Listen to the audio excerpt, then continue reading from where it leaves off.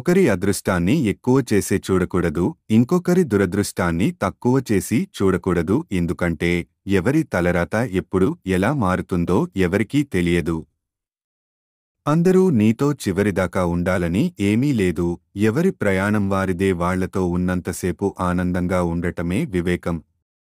బ్రతుకు అనేది ఇంటి తలుపులాంటిది. తెరిస్తే వెలుగు, లేదంటే చీకటి. అలాగే శ్రమిస్తే దుఃఖం అంతా నీ చేతుల్లోనే ఉంటుంది. నీ గురించి అందరూ మంచిగా అనుకుంటున్నారా లేదా అని మాటిమాటికి తెలుసుకోవడం కూడా ఒక వ్యసనం కిందే లెక్క. మీరు ఆకాశానికి ఎదిగాక ఎవరైనా మిమ్మల్ని గుర్తించవచ్చు, కానీ మీరు నేలమీద ఉన్నప్పుడు మిమ్మల్ని గుర్తించిన వారే మీ అసలైన ఆత్మీయులు అవుతారు. వైఫల్యంతో వేను తిరిగే వాళ్లు కొందరు, పట్టుదలతో అక్కడి నుండి మొదలు పెట్టేవాళ్లు మరికొందరు. ఎక్కడ మొదలు పెట్టమనేది ముఖ్యం కాదు, ఎక్కడ ముగించామనేది ముఖ్యం. పరిచయాల గురించి పట్టించుకోకు, ఎందుకంటే అవి సర్వసాధారణం. అవే లైఫ్కి మెరుగులు దిద్దేవి. ఓటమి లేని జీవితం ఎప్పుడూ ఉండదు. ఎక్కడ వెలుగు ఉంటుందో అక్కడ నీడ ఉంటుంది. ఎక్కడ కష్టాలు ఉంటాయో అక్కడ సుఖాలు కూడా ఉంటాయి. అడిగితే ఇచ్చే వాటిలో ఆనందం ఉంటుంది, అడగకుండా ఇచ్చే వాటిలో ప్రేమ ఉంటుంది. పదే పదే అడిగి తీసుకునే వాటిలో కష్టం ఉంటుంది. ట్రూత్స్ అది ప్రేమ అయిన వస్తువు అయినా. భగవద్గీతలో స్పష్టంగా రాయబడింది, నిరాశ చెందవద్దు. బలహీనం నీ పరిస్థితులు మాత్రమే, నువ్వు కాదు. మీ చిరునవ్వు ఎందరినో మిత్రులను చేస్తుంది. మీ క్షణికమైన కోపం ఎందరినో శత్రువులను తీస్తుంది. మనము నారు పోయకుండా నీరు పెట్టకుండా పెరిగేవి రెండు. ఒకటి పొలంలో కలుపు, రెండోది మనిషిలో అహం. ఒకదానివల్ల పొలం నాశనం అయితే రెండో దానివల్ల మనిషి నాశనం అవుతాడు.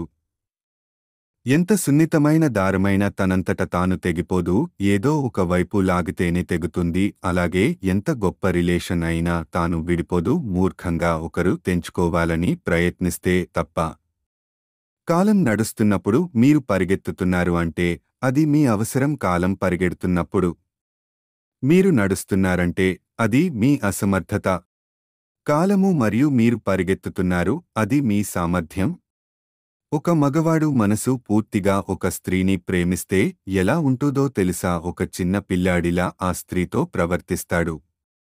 ఎదుటివారు మీకు కోపం తెప్పించే పనులు చేశారని మీరు వారికి కోపం తెప్పించే పనులు చేయకండి. అలా చేస్తే మీకు వారికి తేడా ఏమీ ఉండదు. వీలైతే చూపించేవాడు ఎవడు ఒక పూట ముద్ద కూడా పెట్టడు. అందుకే మీకు నచ్చినట్టు బ్రతకండి. అది కష్టమైన సుఖమైన ఇంకేదైనా.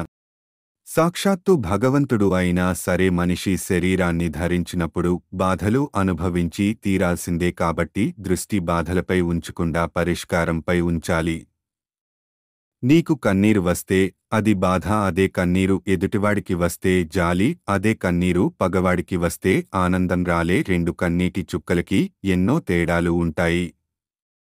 Thank you for watching. మీ విలువైన స్పందన నీ కామెంట్ రూపంలో తెలియజేయండి. అలాగే ఎంవి ప్రొడక్షన్ ఛానల్ని సబ్స్క్రైబ్ చేసి నన్ను సపోర్ట్ చేస్తారని ఆశిస్తున్నాను. ఇంకొక మంచి సూక్తులతో మీ ముందుకు వస్తున్నాను.